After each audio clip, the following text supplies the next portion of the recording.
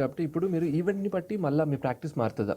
ఏ skit చేయాలి? ఎలా చేయాలి అని? ఎందుకంటే ఇప్పుడు కొన్ని ఈవెంట్స్ బర్త్‌డేస్ ఉంటాయి. పిల్లలు ఎక్కువ క్రౌడ్ ఉంటది. అవును. ఫస్ట్ ఇప్పుడు ఏదైనా వెడ్డింగ్ ఈవెంట్ ఉంది. అక్కడ పెద్దవాళ్ళు ఎక్కువ ఉంటారు. సో ఎలా డిఫరెన్షియేట్ చేసుకుంటారు? ఎలా ప్రిపేర్ అవుతారు మీరు? అప్పుడు వీడి కాస్ట్యూమ్ అప్పుడు ఫర్ ఎగ్జాంపుల్ పెళ్ళిలో పెట్టుకున్నాం అనుకోండి, వీని కాస్ట్యూమ్ మారుస్తాం.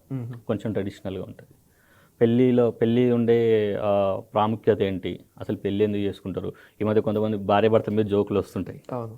అది ఆన్ సీరియస్ కాకపోయినా జోక్స్ అపార్ట్ తీసుకున్నా కూడా ఆ కాన్సెప్ట్, అరే బాబు పెళ్లి చేసుకుంటే ఏదవుతుంది అదవుతుంది, ఈ పని ఇచ్చింది ఇది అయిపోయింది, నువ్వు కేల్కతం దుకాణం బంద్, ఇంకా నువ్వు స్టిక్ అయి ఉండాలి, అలాంటి టాపిక్స్ పెట్టుకొని వీరితో మాట్లాడిస్తుంటాను అనమాట.